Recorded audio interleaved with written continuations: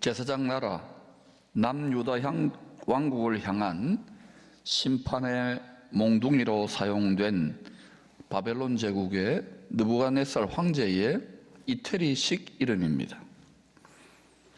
모든 민족에게 죄를 사해 주시는 말씀을 가르쳐야 할 사명을 망각한 남유다, 느부갓네살 나부코의 군대에 의하여 멸망합니다.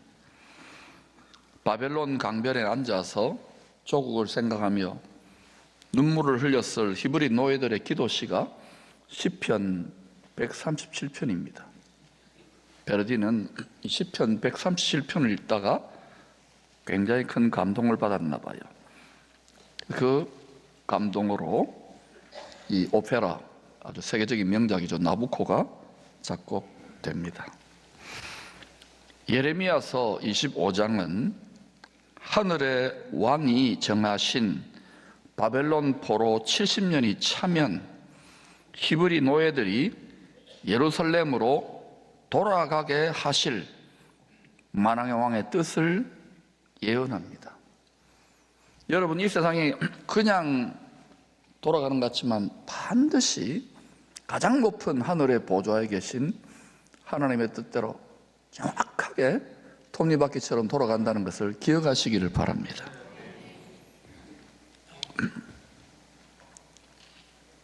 그러나 70년이 차면 제사장 나라를 징계하는, 우리도 지금 제사장 나라입니다.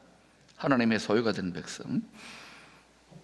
70년이 차면 제사장 나라를 징계하는 큰 몽둥이로 사용하신 더 악한 바벨론도 벌에서 영원히 폐허가 되게 하실 것도 예언합니다. 하나님의 세계 경영은요, 항상 하나님의 집부터 심판이 일어납니다. 그 시대, 그 나라, 그 민족의 교회가 하나님의 마음과 뜻에 합당하게 제 길을 가지 않으면 하나님은 심판합니다. 징계의 몽둥이를 들어서. 하나님의 집부터 심판이 나고, 그 다음에 그 심판의 몽둥이로 쓴 더 악한 자들을 그 뒤에 하나님이 심판합니다. 왜 하나님의 집을 깨뜨리고 심판할까요? 우상숭배를 하기 때문에 그래요. 그래서 이것은 이스라엘에게만 일어나는 일이 아니라 우리도 우리 마음이 하나님의 집이기 때문에 마음을 잘 지켜야 돼요. 다니엘은 바벨론 포로로 잡혀가 고위 관료로 일한 지 한 70여 년이 차갈 때 바벨론이 메대 나라에 의하여 멸망당하는 역사적 격변의 증인이 됩니다. 바벨론 제국은요, 역사상 가장 화려하고 부강했던 황금의 제국이었습니다. 절대로 무너지지 않을 것처럼 생각했는데 그 제국의 총리로 고위 관료로 섬기는데 메대라고 하는 별로 약하고 별 볼 일 없는 나라에 의해서 어이가 없이 하루 만에 무너지는 거예요. 요한계시록을 보면 큰 성 바벨론, 이 세상을 말합니다. 이 세상의 모든 정치 경제 시스템이 한 시간에 무너질 것이라고 분명히 하나님이 반드시 일어날 일을 사도 요한을 통해 이야기합니다. 우리가 예수를 믿고도 바라는 것이 이 세상뿐이면 그 일을 당할 때는 어떻게 했어요?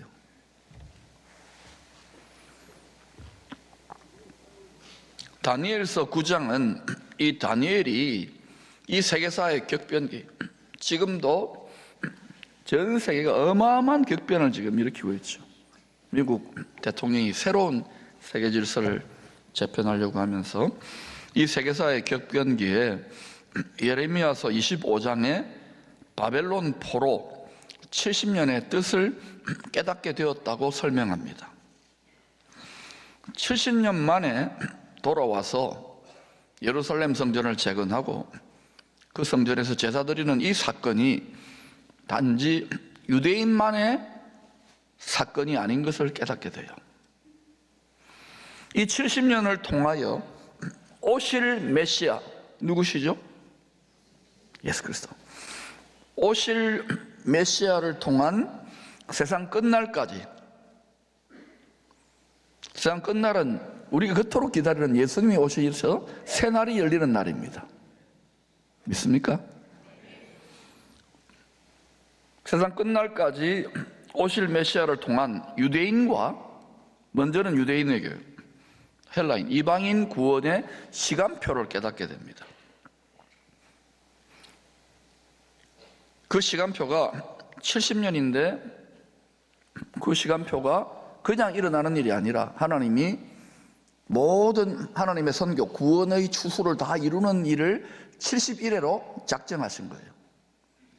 여기에 이제 성경을 깊이 알아야 되는데 70일에는 이렇게 생각하면 됩니다. 70년의 속에서 이제 보여주신 뜻인데 77이 490년이라고 생각하면 됩니다. 따라합시다. 490년. 77이 얼마라고요? 예, 7푼이 아니고 77이 49, 490년. 특별히 그것은 유대인과 관련된 시간 계획표예요. 그런데 그 속에 우리 열방 모든 민족의 구원도 거기 시간표 속에 들어있는 거예요. 다니엘서 9장 20절부터 27절까지가 금식하며 기도했던 다니엘에게 천사장 가브리엘을 통해서 응답을 주십니다. 그 하나님의 뜻을 알려주신 구원의 시간표가 70일입니다. 77이 490년입니다. 이미 69일에, 그럼 77이 49에서 69일에는 483년이 되겠죠. 7년 빼면은. 맞아요? 초등학교 잘 나와야 됩니다. 69일에 493년은 여러분 연구해 보세요. 기름 부음을 받은 자, 메시아 예수의 죽으심과 부활을 통해서 다 지나갔습니다. 그리고 지금은 예수님 부활하여 승천해 계시잖아요. 그래서 마지막 한일의 때까지 하나가 남았거든요. 7년이. 그때까지 이방인의 추수가 막 전개되고 있는 거예요. 이제 다시 오실 메시아를 통하여 이스라엘의 남은 알곡, 남은 자를 구원하여 추수를 마무리하는 한 일회의 예언의 성취를 남겨두고 있습니다.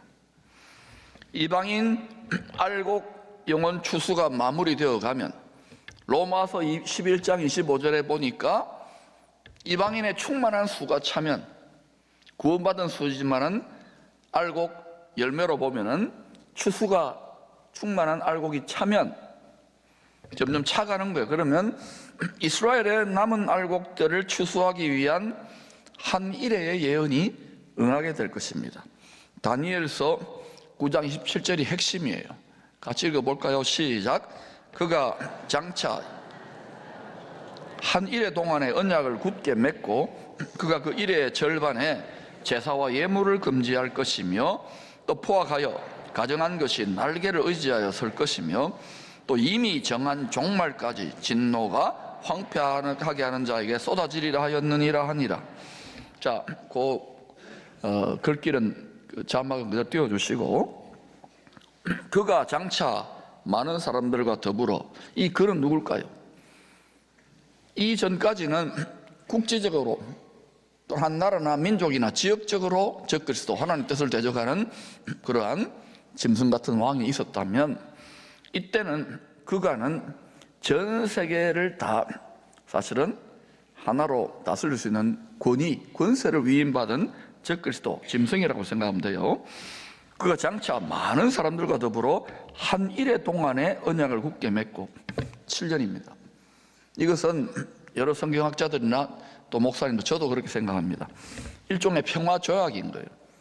굳게 맺는다는 말은 그러면 어디하고 지금 아브라함의 혈통적 씨에서 나온 이삭과 이스마엘, 그리고 야곱의 또 이삭의 아들 야곱과 에서 여기에서 지금 그 이스라엘과 그다음에 그 이방인들 중에 특히 이슬람권이 죽기 살기로 좀 싸우잖아요, 지금. 그죠? 근데 이스라엘이 아주 몇백 분의 1로 작은데도 이기지를 못하잖아요. 그렇게 그 갈등을 봉합하는 7년의 평화 조약을 이룰 것이라고 학자들은 또 봐요. 저도 그렇게 보고 굳게 맺는 거예요. 그러면 이 화약고, 세계 가장 민감한 화약고, 지금도 막 미사일 날아가고 이러잖아요. 우리 한국에 뭐 이런 위협은 아무것도 아니거든요. 그거를 딱 평화를 이끌어내면 대단한, 그죠? 평화의 사자잖아요. 압살롬이라는 사람의 이름의 뜻이 뭐예요? 거짓 평화의 압이라는 뜻이거든요. 굳게 맺고, 그가 그 일의 절반에, 일이면 7년 중에서 절반이면 얼마예요? 3년 반이죠. 절반의 후 3년 반을 의미해요.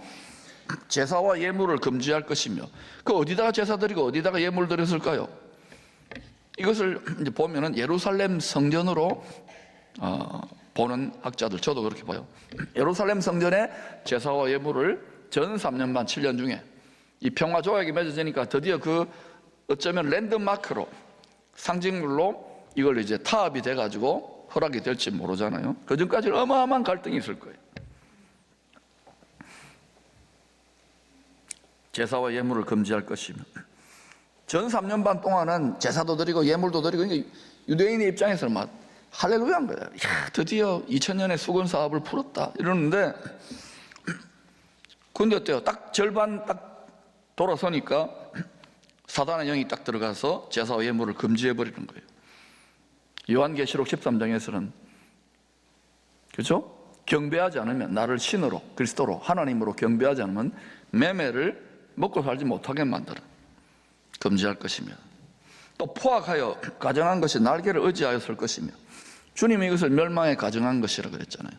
또 계시록에서 짐승의 우상이 설 것이며, 어디에 섭니까? 예루살렘 성전에 설 것으로 봅니다. 또 이미 정한 종말까지, 이미 정해져 있어요. 뜻이 하늘에서. 이게 종말이 아닙니다. 종말이지만 새로운 그리스도를 통하여 열리는 세상입니다. 광명한 새벽별로 오시는 이유가 캄캄해지기 때문에 그 빛을 바라보는 거예요. 할렐루야. 이미 정한 종말. 그래서 하나님이 세상을 이처럼 사랑하사 독생자를 주신 거예요.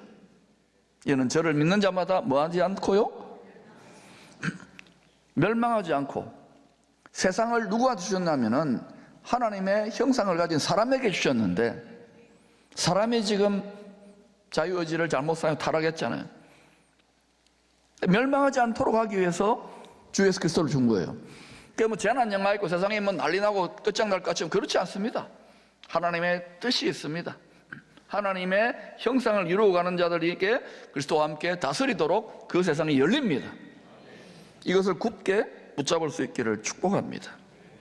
이미 정한 종말까지 진노가 황폐하는 자에게 쏟아지리라 하였느니라 하니라. 땅을 멸망시키는 자죠. 네 죽고 내 죽고입니다. 하나님 그냥 내버려두지 않았어요. 생명의 그런 생명 주시는 하나님이기 때문에, 주님도 마태복음 24장 15절, 마가복음 13장 14절에서 자신이 약속대로 다시 올 때 다니엘서 9장 27절의 이 예언대로 한 일의 절반에 이런 일이 일어날 것을 말씀하셨습니다. 이런 일이 일어나거든. 멸망에 가정한 것이 거룩한 곳에 선 것을 보거든. 그거는 유대인들에게 한 말이에요. 너희는 산으로 도망가라 그러거든요. 그러니 여러분, 요한계시록 16장도 이런 말을 해요. 한 일의 절반 후 3년 반에 하나님의 진노를 담은 7대접이 땅에 쏟아집니다. 후 3년 반에. 근데 저는 이제 특별히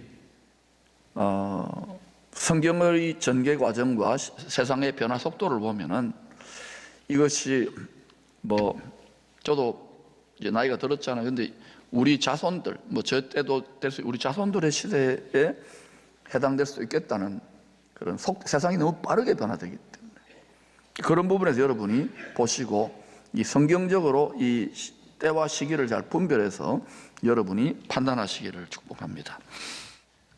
하나님 말씀을 계속 읽고 말씀에 순종하면서 우리 자아가 깨어지고 못 바뀌어지면서 주님을 닮아갈 수 있기를 축원합니다. 뜻은 이루어져 있어요. 하늘에서 이룬 뜻이 땅에서도 우리를 통해 이루어지도록 구하고 애쓰며 전진할 수 있기를 축원합니다. 바벨론 노예로 살다가 조상에게 약속하신 땅에 돌아와 성전에서 경배해드리던 그 성도들의 심령이 어땠을까요? 제가 영천 제3상한학교에서 장교 훈련을 받는데 신병 한 달 차 훈련 때까지는 아무것도 못하게 해요. 텔레비도 못 보고 전화도 못해요. 교회도 못 가게 하는 거예요. 예배를 드릴 때요, 군대 교회에서 한 달 만입니다. 저를 포함해서 훈련병 대부분이 힘들잖아요. 찬양을 드리는데요, 막 엉엉 우는 거예요. 저도 막 엉엉 울었어요. 사람은요, 고달프고 힘들고 괴로우면 하는데 요새는요, 텔레비 채널만 몇백 개입니다. 여러분, 마음 다 뺏겨가지고요, 뭐 일부 갖고 와가지고 주여, 여러분, 이렇게 우리 마음 뺏는 일이 많을 때 주님께 마음을 다하시기를 축원합니다. 그러면 하나님 마음을 얻는 거예요. 점수 따는 거예요.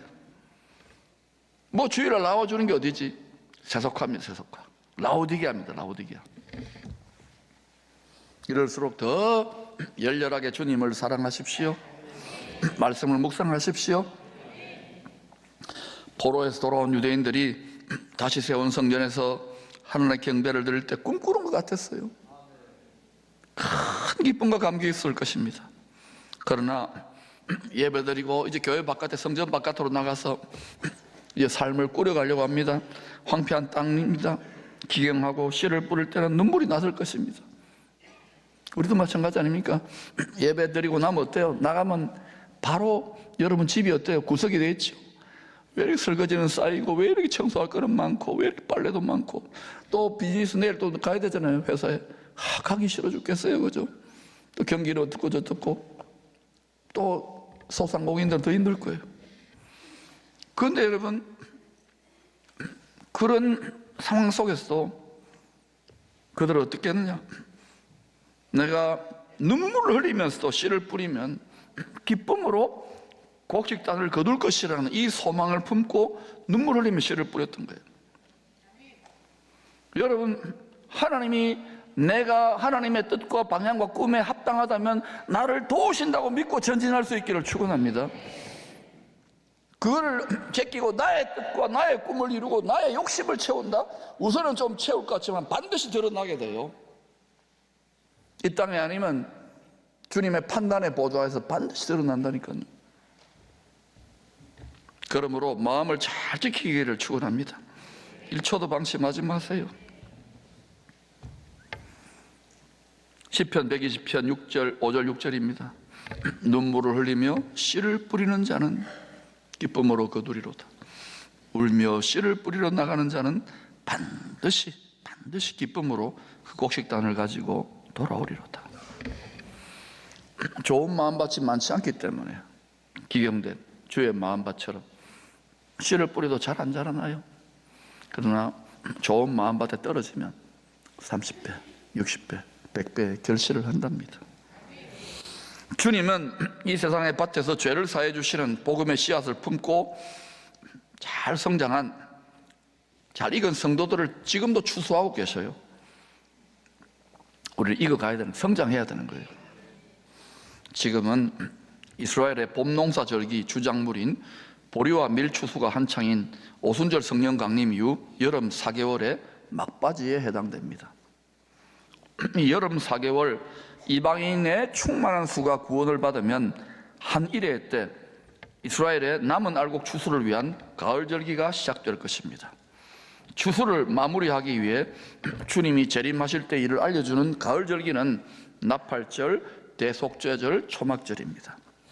가을 농사의 주작물은 포도와 올리브 열매입니다. 추수 때는 세상 끝날입니다. 이 끝을 내고 새로운 세상이 열립니다. 할렐루야. 가을 절기의 때 이방인과 이스라엘의 알곡 추수를 마무리하기 위해 이 세상의 밭이 타작마당이 될 것입니다.